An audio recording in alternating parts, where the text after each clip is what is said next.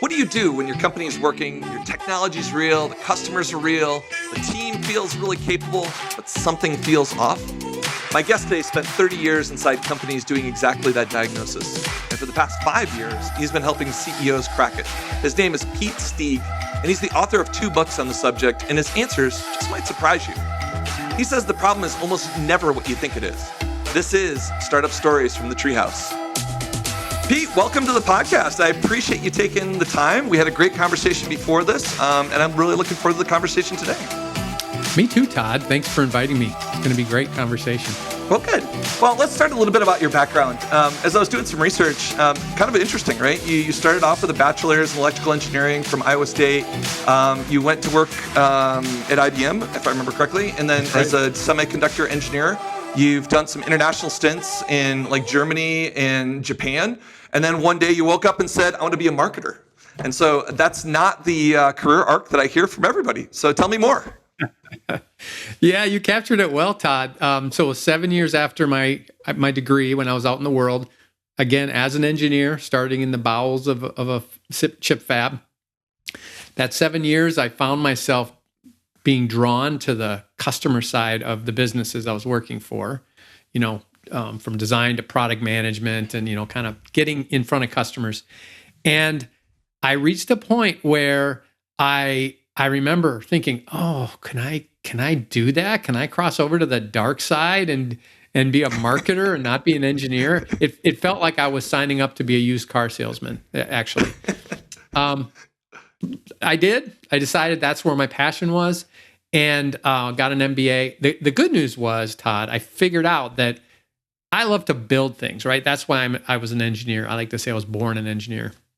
I like to make things. And the good news is I've had absolute great opportunity to create in the marketing and strategy role that I didn't know for sure was going to be there. Yeah. And so I do satisfy that itch of innovation and finding new ways and building things. So I did that for, I had kind of a corporate career in technology marketing. And then 6 years ago, I decided to build my own business called B2B Clarity.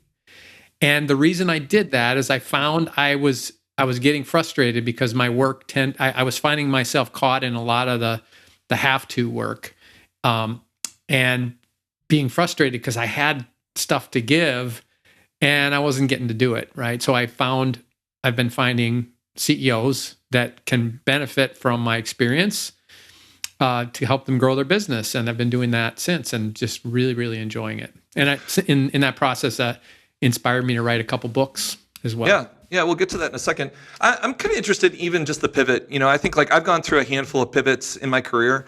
I started off as an engineer, more software related, and ended up in sales and marketing and doing some other GM type roles. But I'm curious, like lots of people ask me about that pivot. Like it's hard. You're giving up something and that you have some credibility in the domain, and you're trying to go off and do something. And so, like you're at IBM, where I was in a startup where they just needed bodies, and if you were committing to like actually do it, they're going to give you a shot. IBM was not that way, I'm assuming, because it's a larger organization. So just talk to me about like the conversations of going from you're good at this and you want to do that. I think, technical marketing is probably a kissing cousin, where they're close. But like, talk to me about like how do you have that conversation with your boss? How do you make that pivot in your career? For me, I have found, if I look back at my career, pivots were often, probably more often, incremental than a series of incremental moves versus a total, black and white jump. There have been a few of those. Mm-hmm. But so you mentioned IBM. So I'm working at IBM. It's the first job out of school. It was a great job in some ways. I was really frustrated because I felt like a number, right? I really, and at that time they'd never had a layoff at IBM. So it was, it had the culture had some aspects of it like civil service almost, that if you left, you must have died, right? Yep. And so there was that sociological pressure to not pivot as well, right? And I pushed against the boundaries at IBM as much as I could, to the point where that's how I got to Europe for 6 months with IBM, was because I was being noisy about, I was a squeaky wheel, Sure. in a constructive way, I believe. Yep. So my first pivot was within the bounds, within the rules of IBM, and that was great. But actually, that set me up to leave, because when I came back from that experience and I got put back in that cubicle, I wasn't going to be satisfied anymore with what I was doing, right? Yep. And I had been working with an equipment vendor from the Silicon Valley. And so I was in New York, and they offered me a job. I sought it. And that was the big pivot, exciting change, was I'm going to go work for a little startup in the Silicon Valley coming out of this IBM situation, right? Opposite coast, everything was different. That was probably the big, and I guess, I'm not sure if I answered your question, but to me, it wasn't a grand plan where now I'm going to do this and then 2 years I'm going to do that, right? I believe, especially today, visibility is not very far for not only our company or our personal life, but society, frankly. So I've been successful by not trying to read the tea leaves too far, and being focused on what's important to me, and then making the decision in front of me based on what's important to me. And that might come up in our future conversation about how I help CEOs too. But it's really about knowing your purpose, to the extent where you are today, knowing your purpose, and using that as a guide, and it simplifies decisions, and it emboldens you as well.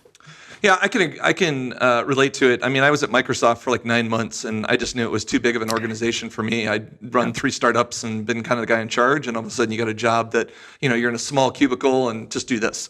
And so I had that understanding. And I think what you've kind of articulated too was like your professional aspirations led you to do something different, right? And I think that's sometimes as an employee, you have to listen to that, right? And I think sometimes people get stuck because it's safe, they pay me, I'm not going to get fired, I got these health benefits. But when I bring the heat to something, regardless, I generally do it pretty well. And when I lose the heat, I'm not a very good employee. Right. So I know that about myself. So you kind of transition into B2B Clarity. So maybe talk to me a little bit about that. Like, it's interesting because like you really focus on like $10 million to $100 million revenue companies. And so that's a pretty specific range. There's a set of problems that people have in that. I have a couple people that I consult with that are square in that middle. And it's very different going from 0 to 10 million. So talk to me about that demographic, the types of founders that are at that stage, and kind of what they really need that you can help them with. So that focus has refined over the 6 years for me. When I started, I was just as open to work with the 0 to 1 people or the founders, and helping them find their footing in this opportunity they have. The reason I changed it was, first of all, I believe it's healthy the further you go in, and this isn't just a marketing thing. I believe it's positive to refine and to be sharper and sharper focused, go deeper and more sharply. And we talk about all the reasons that's really valuable and counterintuitive. It's actually the path to growth. But for me, that meant looking at who I could really help the most. And what I found is the challenges that these 10 to 100 million CEOs have that were different than the 0 to 1, 0 to 10, were one, they've already got the product market fit for the most part. They've figured out, they have traction, right? They've got something that is magic to some level. They may not have delivered on it yet. And frankly, often the people at that 10 million are struggling because they've passed that point of, we've got something that people want and we're doing it. Success is actually getting in their way, because what's happened is they're growing in size, number of employees, complexity, initiatives, customers, products, everything's growing. They often are looking to scale at that point as well. So not only has the complexity grown, they're feeling their expectations now have gone from, can I make this work, to, I need this to go to scale. And that for a founder, especially a technical expert turned CEO, which I call an accidental CEO, their intuition is to just do more and to try harder, or even, maybe make it more efficient, but it's increased. It's an incremental focus. When what they really need, what I found is the most successful for them is when they stop and kind of clear the decks a little bit and get back to the basics and understand what is the core truth about their business. Because it gives them the direction they need, as well as their team, to make more, say no more, and to choose the 20% of the things that they're investing their time and money on that are really delivering all the results. So it's very much about, I like to say, find your truth and get out of the way. I think that's a leadership maxim. I think that's a culture value. And companies that do that make room to grow. And that, back to your question, why am I focusing on that size? Those are the problems that I can help the most with, based on my experience, based on, it has that, I'm not a marketing consultant, but the core truths of marketing, the real value of marketing, I believe, is this part about communicating meaning between a company and a customer. And that's at the core of this idea as well. I guess to maybe unpack that a little bit further, I guess I look at founders and how they evolve, right? There's a general trend that I see where it's when they're first starting, they're doing everything, right? They're just the guy, and really their communication skills are the magnetism to get people to do it, and it's a sheer will of it. As you get to $1 million and you start adding more people, they start to delegate and tell people what to go do. They're still really in charge. But that kind of $10 million threshold for me is they start to realize, maybe I'm not the smartest guy in the room, and I basically need to have other people own the business in a different way from a leadership perspective than I have in the past. And so I don't know if you see, I guess when I see people struggling going from that 10 to 100, that's one of the fundamental places that I really start with is, do they think they're still the smartest person in the room on all of that? And then the systems part of it is the other part of it. So I'm curious on the personalities and kind of some of the attributes you see from a leadership perspective. I call that the maker's lens. Okay. They came in to do this, being the expert and the one with the answers. And that's why they were able to build the company, because of their knowledge. And they have to change, right? To your point, they have to stop looking at everything as if it's an engineer's problem. Yep.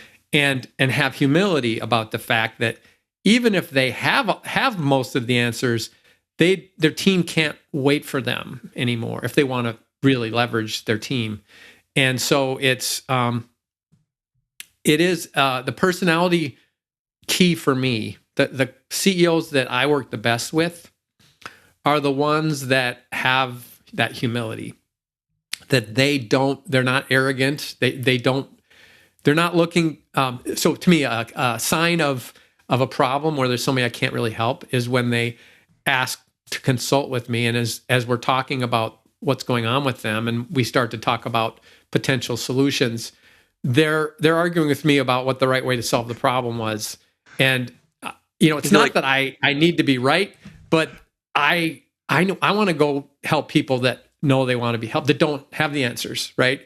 And so they don't need you. Probably, yeah. So the couple of keys: one is humility, and often that's hard earned. Right, it comes from banging their head against the wall so many times. Yep. They're really strong, they're really confident people, but they have tried and tried and tried, and it just doesn't work anymore. And they're giving up, right, in a positive way. They're accepting help. Then the second value that's really important in this kind of work is a value for culture and people. Okay. Yeah. Because those that have that's important to. They're building, it's like a movement to them, right? It's bigger than the revenue. It's bigger than the making the big exit. It's not primarily a financial motivation. They see a way to make a difference in the world. And this team together, we're going to make that difference. And they care about their people. They care about the why of what's going on.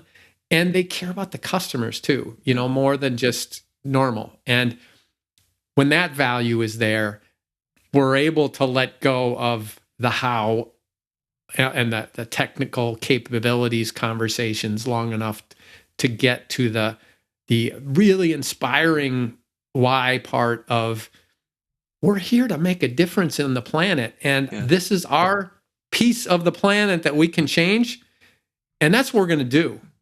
And that's a win for me when I find somebody with those characteristics. That's good. I mean, coachability is kind of built into some of those attributes that you talked about. And so I think those are super good. And any leader that has those definitely has some headroom. There's no question about it. So that's good. A couple of minutes ago, you brought up a term, accidental CEO. I'm kind of curious about what you mean by that and just unpack it a little bit. Sure. I believe that there are two kinds of CEOs in one classification, intentional and accidental. The intentional CEO classically is the one that goes to business school and has told their parents, someday I'm going to be the CEO.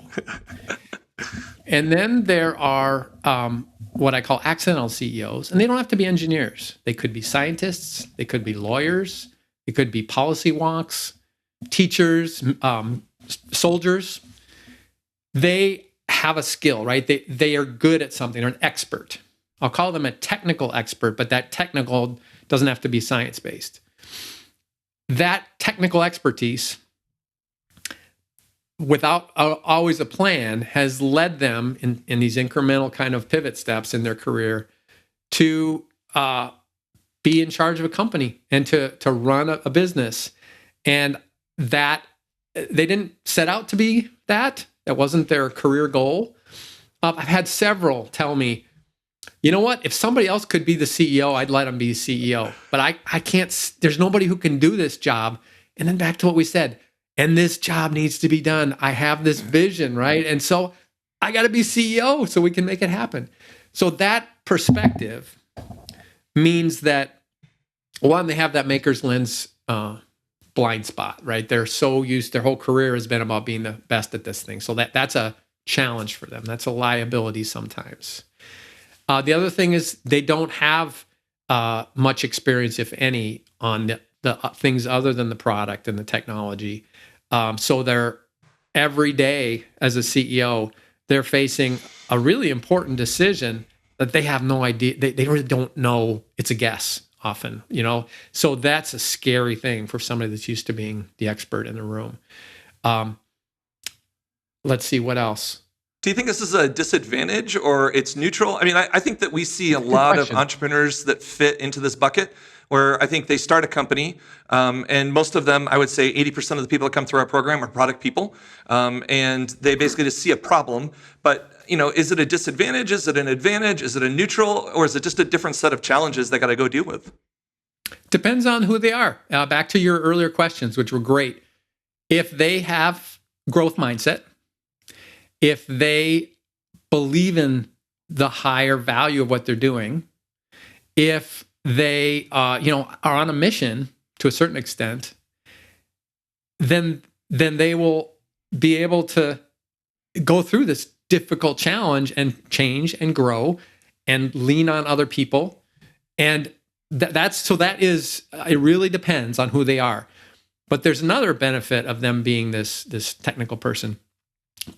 Almost by definition, the fact that they're a CEO meant that they have this mission drive. They didn't, it wasn't a cushy career trajectory opportunity. It was them making sacrifices, not even where they would probably choose to go to make this happen. So that puts them in a really good mindset as the leader of this company, because they've already made choices to, sacrifices really in belief of this benefit. And companies that succeed, I'd be curious if you agree or not, Todd, they have to do hard things. They have to sacrifice. They really do. It's not easy. And they have an advantage if they got there on that path because they've already shown that they're willing to do the work. Yeah, and maybe for the greater good, right? I would consider those people like the missionaries, right? They're the people that like, I have a reason to go do this. Money is a secondary objective. I need to go solve the problem that's in front of me. And then, those first customers, I care for them all the way through this journey, right? Because they're not just a number. They're not just a contract. They're, Sue took a swag on me when I was a nobody, right? Like they have those stories in their bag. And they remember those people and that journey. And so I do think there's something unique about that. I think most founders have that, even if they grow into kind of CEO type roles. But I think you're right that that kind of calling and that kind of cultural belief shapes the people around them. Mm-hmm. Yeah, it's so, inspiring, right? It is inspiring. That's why people work for them, right? I mean, that really is. Yeah.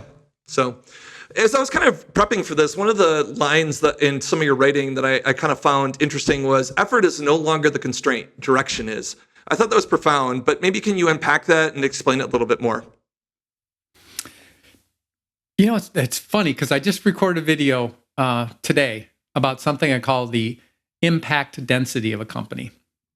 And this is the engineer in me putting an equation to some of this. But what the formula for impact density, this is the ability of a company to impact their market or their customers, is its meaning, we've talked about that, times capability, that's how many people they have and how smart they are, times coherence. And the reason I'm bringing that up now is it's not about how many people you have or how much you have to invest in your systems and your product and all that. That's the capabilities piece. If you don't have a mission, we've talked about it. You risk people mailing it in. Mm-hmm. You risk people making different decisions that don't align. And the coherence is along the lines of the direction. It's if to the extent that team of yours, whether it's 100 people or 1,000 people, are tightly aligned in the mission, in the meaning, versus not, which I think happens a lot, because that's one of the problems with those CEOs at that point is they're not, like you mentioned it, they're not able to meet with everybody anymore. Yep. And often people are on different understandings of what this is all about, right? So it's those three together that multiply to deliver the cumulative value and impact to the market. So back to the point, direction is that coherence and the meaning and the coherence, right? Here's where we're going, and everybody's crystal clear on it. That means when employees are off meeting with clients, when AI agents are doing their work, when the systems are running with the CEOs overseas, the work still stays on target. It still rhymes because they have inside their body the understanding of the real purpose of this. It's not, I have the directions, because the directions never work 100%, right? Everything changes all the time. They don't need the directions, they need the direction. Ooh, I like that. I'm going to use that. It's not the directions, it's the direction. Right. That's good. I always use the vacation test, right? CEO goes on vacation for a week or something like that. Do the wheels on the bus continue without him or her? And in some cases, they're not going to progress, but do things continue? And you can use that at any management level. I think, that's an interesting concept that has a lot of elements to it, right? I think culture becomes a piece to it, right? Like how much latitude are you giving people to do? Repetition of message, right? I was an executive in a large organization, and I was always amazed at there are 3 things we're doing this quarter, and you say it over and over and over again, and then you bump into someone you and ask, and they get 1 or 2, and you're like, you went to some of these meetings, right? And it's it just doesn't click, right? And so, and it's on you, right? It's you have to internalize it. It's not their fault. And so, what do good CEOs do to solve that versus ones that are not good? I believe good CEOs spend way much more time and effort. Their number one job is to be the keeper of the flame. So they need to offload back to the maker's lens, even though they think they're not involved, they need to get even less involved in the day-to-day work because they're the only one, or they're the one in the absolute best position in the company to represent the mission. So what that looks like is when they attend a product review, a product design review, let the engineering managers ask all the technical questions. Their questions should be along the lines of, how does this new feature fit with our mission to X? What will our customers that are like this think of this thing we're thinking we're going to do? Here's one. When somebody says, well, how can we charge more for this feature? The CEO says, I'd like to ask a different question. How can we charge less? Right? You get what I'm saying. And it's a touchy-feely thing. But I think CEOs are dropping the ball because most of their other work, maybe all of their other work, is more replaceable from somebody else than that job. And so to you said it, it's not a logical, it's not an intellectual or cognitive problem. It's a meaning-based problem. It's about that purpose. And their job is to model for everybody that this is job number one. Yeah. Keep it simple, and you have to repeat it way more times than you think. Yes. I mean, I think that's like a lesson that I learned kind of a hard way, I guess. Yes. Kind of looking through some of your other materials, I thought one of the other frameworks that were kind of interesting was the CMP growth framework. It was talking about clarity, meaning to purpose and action. How do you use that, and like where do founders get stuck in that process? Great question. So CMP growth, I like to talk about them as waves. There's 4 waves of CMP growth. The reason I use that is it's what we've been talking about. It starts with the first wave is uncovering their truth, uncovering their true story. So typically that's the initial work that I do with them, and it starts with the CEO, and sometimes it's 1 or 2 other key leaders. But the whole purpose is to uncover that magic that makes this company, the reason this company exists. And I say uncover, not create, because I have yet to find a company that's at $10 million or more that doesn't have a really good purpose buried somewhere, even if they don't know what it is, if they haven't elucidated it yet. So it's so important to uncover that, because when you do that and you make it intuitive, the goal is it's 3 or 5 words. It's not a tagline, but it's that kind of a thing where when you say those 3 words to the people in the company, they go, oh, that's us. They get excited. They identify with that mission. That is important for the reasons we were talking about. It's for wave 2, which is now to install that true story into the business. So you want to put it inside the people. Not just their brains, their hearts, right? Hearts and minds. Yep, totally. And that we talked about, that job needs to be respected. It's not as easy as sending out a memo, right? And you got to live it. It's not a one-time thing. So that's the second wave, is installing it. So now you've gone from a person that has this truth to a company that has this truth. And then the third wave is, guess what? Now we're going to bring this to the world, right? We're going to share the good news. And if we do it right, you don't need a new story. You just need a different chapter, right? You just need a translation of it for your audience. And the power of that single story going all that way, is every time you talk to your clients, the people on the team are reinforcing for themselves. It's this very simple story. Talk about repetition. You're repeating it to yourself, right? Right. You're hearing the customer say it back to you. So it just continues to reverberate. And then the fourth wave of this growth and meaning, is about legacy. It's the idea that this CEO has this purpose and wants to change the world, but nobody lives forever, right? And whether it's a future, something they're not worried about yet or now, at some point, even if it's 50 years from now, they're not going to be around. It might be 3 years. And when that happens, if they do this right, they've installed it into people in the market, that increases the odds now of it outliving them, and that good work continues to be good work. Of course, it evolves. Yeah, it becomes a legacy for them. Yeah, right. It changes, of course. It always changes. Yep. But if you do it right, that truth is still there, and you get longer. You get a longer tail from your value. Yeah, that's great.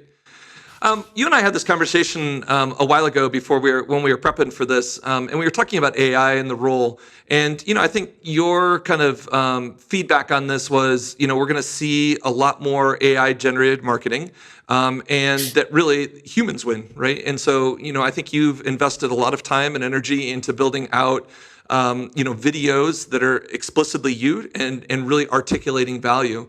And not that mine's completely opposite. But I think for a lot of the stuff at the top of the funnel, we teach a lot of tools and philosophies that I think, to be super blunt, made me a better marketer. I think that in some cases, I had higher level of discipline in how I was thinking about the problem and staying on message. And so I'm kind of curious about, maybe debating this a little bit, because I think there's probably truths in both of these.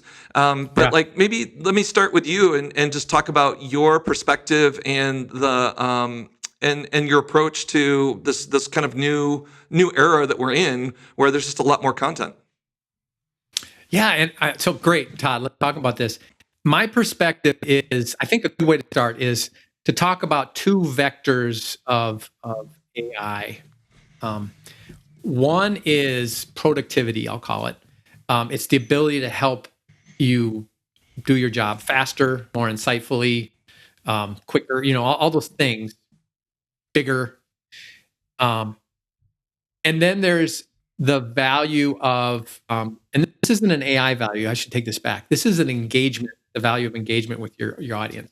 So AI helps you do more and be more insightful, be more educated, get smarter, things like that. But the trade-off, in my experience, is authenticity, and that's the human term. And my and the challenge, the temptation. I'm impressed that you are as disciplined as you are. The temptation with AI is it looks like a shortcut to people, and it looks like a free lunch that they can use AI to automate some things, and there's no cost.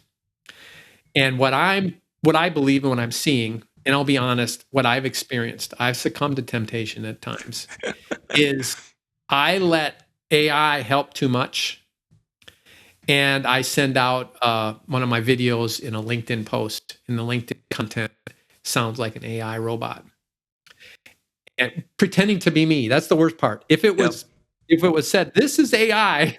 Yep, totally different. I think it'd be limited value because it said that, but it would be honest. But when I get help to summarize my video, and somebody reads that, and it's me saying I'm saying this, and they can tell it's a robot, I've lost credibility to them. Sure. LinkedIn has lost credibility to them because this is a cumulative thing. A lot of people are having this happen to them.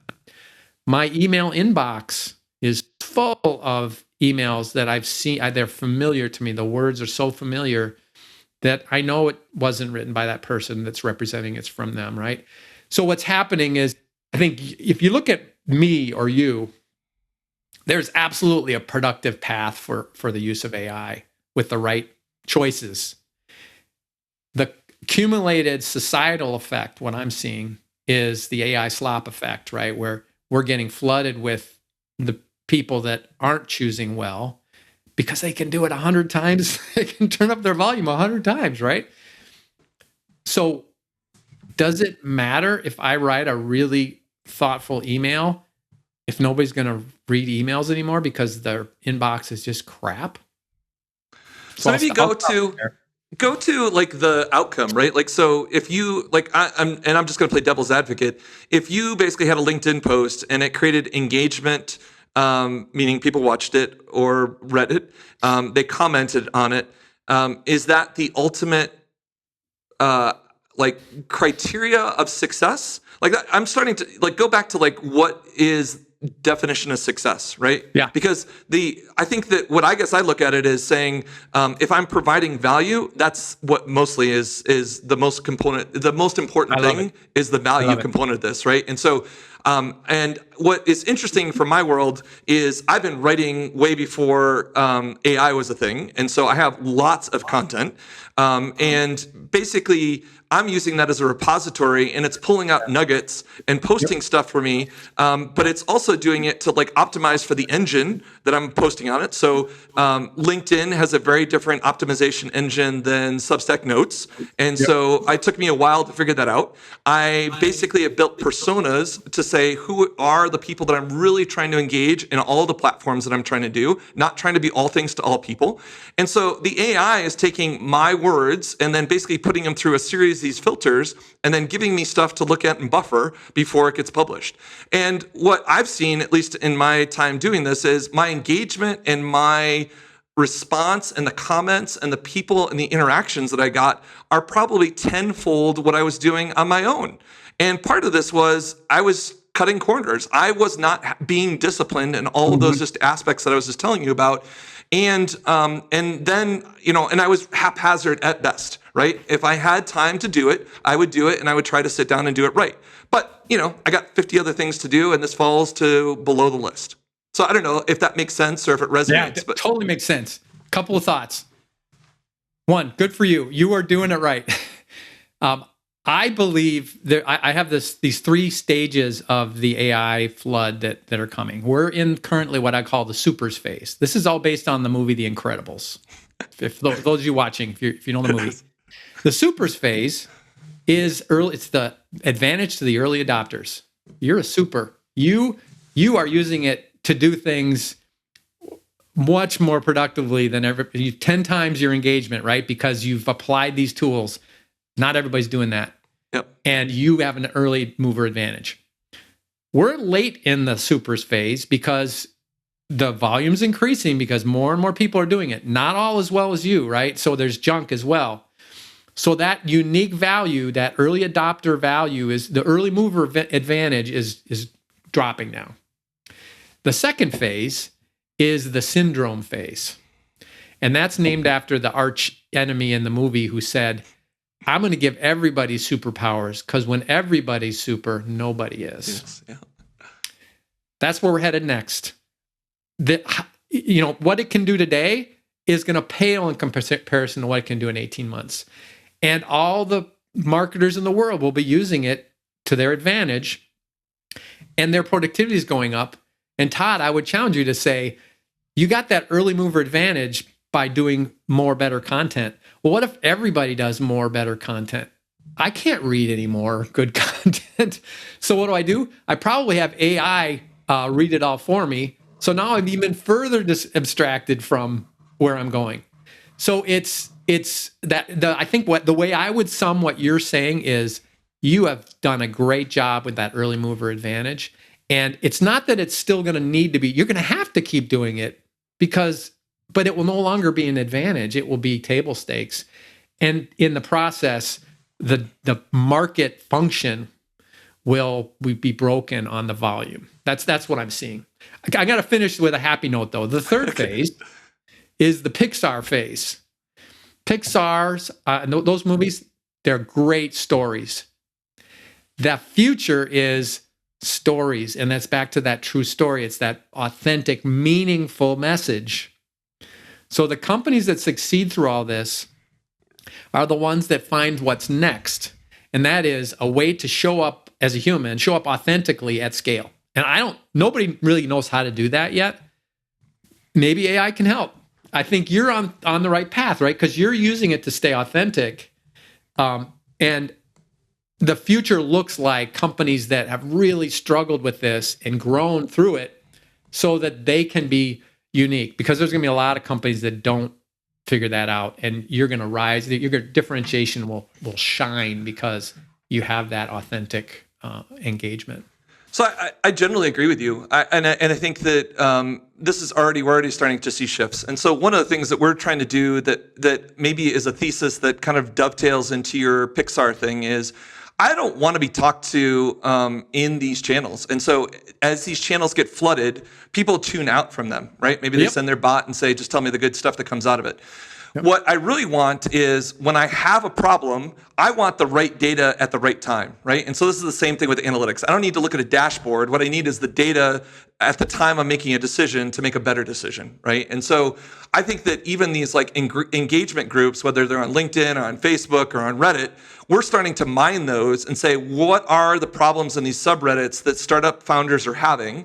What do we have in our catalog of content that we can provide to them that solves that problem, gives them better guidance, and creates some level of relationship with them because it's the point in time. And and these bots are actually pretty good at going, I know what your repository is. I know what the range of 0 to 1 that you do. This person's talking about a marketing problem where they're basically trying to, basically there's no beachhead. There's no there's no ICP that they're trying to go after. So what can we give to them at that point in time that's of value that they now associate Wildfire Labs with that piece of content? And if I can do a DM to them later and saying, did you find value on it? Here's some of the other services we offered. The channels and the way that we communicate and how we get information is going to shift in this timeline, I think. I agree with you 100%. I'm concerned that there's the step after that. Again, I see you totally embracing and leading the early movers. Did you happen to read the Citrini research paper about I did. That view? Vertical. So one of my takeaways from that was this idea of intermediation and the friction going to zero. So the story you just told, my fear's the wrong word because it is what it is. We're going to all, change is good. But what I think could be coming is AI is not going to stop in there. It's going to make it so that your need to show up for that client as a helpful resource goes away because they're actually going to hire an AI agent to figure out who the right help is for them. And you'll never talk to them again in that scenario because the AIs will talk to the AIs and share all the content in a split second. And they'll just tell them, just like when I want to go on vacation and I say, hey, AI, give me 3 good trips that are like this for a 3-day weekend. Yep. Here you go. Boom, boom, boom. That's potentially Wildfire is hopefully one of those 3 options, and they don't have to. All that friction's gone, right? So that's some of that. That's where I have 2 minds about it too, Todd. I look at that and say, yes, you're on the right track, but at the end, when the dust settles, the only beachhead that survives is this human thing for us. That's our unique value. And the question is, how do you make sure that breaks through beyond the agents and the AI that still has a value that they can't calculate? Yep, I totally agree. And I think, everything that we're doing is in service to spending more time with founders, full stop. Right. And so I just look and say, in my day, if I have 5 hours of stuff that doesn't add value to founders because it's overhead, that's the stuff I'm focused on. Right. And so the writing and really thinking through these problems and listening to founders, that is where I can create value. And all I want to do is do more of that and less of the things that I don't really care to do. And so we'll see how it plays out. It's definitely. It's fun to be on the cutting edge or to push the envelope on these things, but like you said, change is going to keep coming, and you got to keep pushing the envelope a little bit. So it's I guess fascinating. It is fascinating. I mean, you and I are about the same age, and I think about my very first experience on an Apple II. And writing BASIC, right? And I worked for a guy that invented Fortran, and so I did a ton of stuff there. And then I did some interactive CD-ROMs for edutainment like back in the 90s before the internet, and then got to Microsoft and kind of played that. And so there are so many of these epochs that we've gotten to live through, and I have this hypothesis that if you're willing to embrace this one. There's more value in it for me than there is for my kids. And part of my thesis on this is I understand how to go to A to Z, right? I understand all the incremental steps. And so me talking to you about like how to insert value to a person that's going through a process, my kids don't understand where that is, and they don't understand how to use the tools. It's much more transaction. But I've managed people, and I understand all the steps they're going to go do. And if I can automate some of that, it's a force multiplier for people that have domain expertise that are willing to learn the tools. And so not everybody in our world is in that same boat, but I do think that people that embrace it are going to have a good, they can really embrace this in part of their career. I totally agree. And for a topic for another day is, what do we do for our kids that haven't had the luxury we had to live all that, to gain all that wisdom from experience, right? How are they going to get? They have to get that in a different way than we did. Some of them. They do. Yeah, I think that's a very difficult question that I've talked with my kids quite a bit about, and there's no easy one answer to that one. I guess kind of going back to this the talk track that we had here. What are some of the lessons, right? You focus on a demographic that's probably a little bit different than my world, right? Most of my stuff is $0 to a couple $1 million. I do some consulting that's in your range, but like almost all the founders that I deal with over the last 3 or 4 years are coming up through this process. And what are the takeaways or the parallels of your world back to 0 to 1 million to 3 million, right? Like there are some parallels to that. We haven't talked about like the beachhead or your bullseye type of idea, but there are some parallels to it. I just want to make sure that people are getting value out of this, even though you're focused on a demographic that's really going from 10 million to 100 from a scale perspective. The first and biggest one is the true story. I think companies that haven't yet got product market fit validated, that true story process is just as valuable, maybe even more valuable. And that is to be crystal clear on exactly who you are going to help, who you can help. And I like to say, you mentioned it, I like to call them the bullseye target versus just a target. Yep. It's the bullseye customer, meaning when that target hears about what you do, they almost interrupt you and say, "Oh my gosh, where have you been? I've been looking for this." That is who you want to design for. The temptation for 0 to 1 companies is to not narrow it too much because it adds risk. My belief is it's non-intuitive. It actually increases risk to be broad. If you are narrow, it does 2 things for you. One, it allows you to create a very specific value because you're talking to somebody in that group. When you share what you can do that's customized just for their world, that will totally stand out with them in a way that a watered down story that applies to a broader market doesn't. So you need that to break through, especially being new. And then secondly, the reason it can result in an unbounded growth market is the power of brand love. Think of my favorite example is Nike back in the day. We're older, Todd. Yeah. Just Do It was the thing, right? Yeah. Their marketing was all targeted at performance athletes.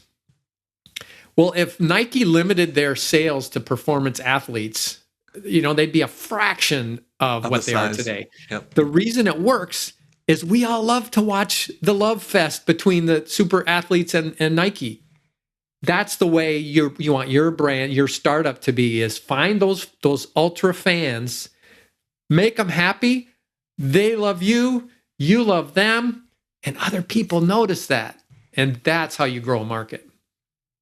Yeah, I think it's a good one. I couldn't agree with you more. We have founders that go through our program, and some of them get paid for their pilots, right? They're basically like, we did all this customer discovery, we told them what we're going to go build, and now they're like, not only am I going to sign up for you, I'm going to prepay because I think I'm going to get a discount on this. And you're like, oh, you're onto something, right? Or you get that group that's like, I did 30 interviews and 27 of them signed up for the beta. You're like, okay, yeah, you're moving in the right direction, right? Like that's what we want to hear. And so that pull of, I'm going to narrow the scope down. I'm going to give you exactly the problem that you're going to solve, the outcome, not the features, the outcome. And you're on this journey with me. I do think that's a really powerful message, and it's good to reinforce because I think so many people say, I want to start broad, I want to be all things to all people, and they don't realize how much trouble that gets them into down the road. So maybe switching a little bit to, you wrote a second book. You said in the opening that you'd written two. The second one was Radical Clarity. That's a strong title, which is good. And so what? Maybe talk to me a little bit about the book and what really makes it radical.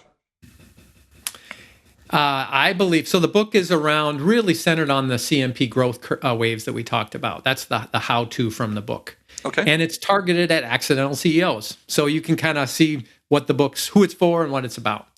The radical clarity part of it is that I strongly believe that companies that are trying to grow rapidly, they cannot, it's not about what they add, it's about what they subtract, right?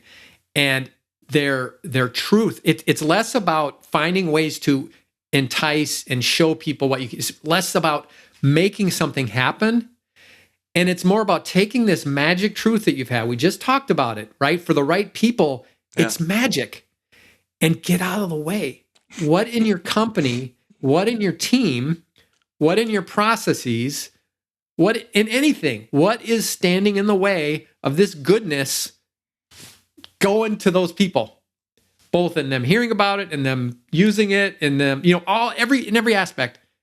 It's simple. A company that succeeds finds some magic, knows who's it for, and they get out of the way and let the laws of physics work. The magnetism and the gravity and it's natural forces. It really is. When it works right, it's what you said about the pilot. Right. You just get out of the way. This thing is going, and do what you need to do to keep it going. I talk about, from a cultural standpoint, talk about zero culture. You don't need to invent a culture. Your culture should be what is in the way our people work and what they think from that happening. So you're really boiling everything in your business down to that dynamic and kind of optimizing it, maximizing it. And that doesn't mean adding to it. That means subtracting from your artificial stuff in the way. Yeah. So that's what I mean by radical clarity. Okay, that's good. Well, maybe the last question I wanted to ask you about is maybe more scenario based. Like a founder who's listening to this, maybe they're driving into work or whatever. They're trying to build something real. They're working hard, and they feel stuck. And so they just listen to us talk for 50 plus minutes. If you had to take one thing out of your bag and tell them to really think about, what would that be? Not the framework, not the book, but one thing for them to think about from your world to get unstuck. Okay, I'll give them a simple exercise they can do, because it could be the problem is this alignment we talked about, that impact density. So I would have them first write down for themselves in as short a sentence as possible why their company exists. Right? That alone might be really useful, because if they haven't really got that down, that's a pretty valuable 15 minutes right there. Then go to half dozen or a dozen team members of a variety of roles and ask them one question. Why are we here? What's our purpose? Don't give them any clues. And what's usually going to happen is you're going to get hit in the head with the fact that everybody had a different answer. Yeah. How can you succeed if that's true? Yeah. You think you know. It's back to what you said. You were in those meetings, you heard it, but is it in their brains too? And most of the time it's not. So that's a great, easy test. It's reality therapy, but it's also pretty quick to then know what something you can do now, because now you have a job in front of you. It's like, well, how can I change that? And there's some real tactical things you can do. Yeah, it becomes an unlock for you, right? It does. Your message has been diluted, and if you want to pick something and then get everybody on the same page, then I'll do it. So this has been really good. Pete, I really appreciate you taking the time to share your knowledge, to have some debate on some of the AI stuff, and to really kind of give some guidance to some of these early founders. If people want to learn more about what you're doing, your books, your website, your consulting practice, where do they find you? Todd, you can find me on LinkedIn, of course, and my books on Amazon. But I have a page that I'm creating just for this podcast for your listeners that will allow them to find a place to contact me if they want to meet with me for free. Also, they'll have a way to order the book, and I'll have some free resources there on this topic, some worksheets, some things that they can do if they want. It's all free. It's going to be at my website /wildfire. Okay. And I'll make sure that's up right away, and they can go there. That'll be the easiest thing. So it's b2b-clarity.com/wildfire. Well, that's awesome, Pete. I really appreciate you doing that. That's great. And I think I'd like to, take a look at those resources and make sure we promote it through the Substack when we send that out as well. Awesome. So, well, thank you very much. I appreciate the time. Todd, I appreciate it, and I really like the work you're doing. I see the meaning in your work. Well, thank you. I appreciate it. It gets me out of bed in the morning. There you go. Okay.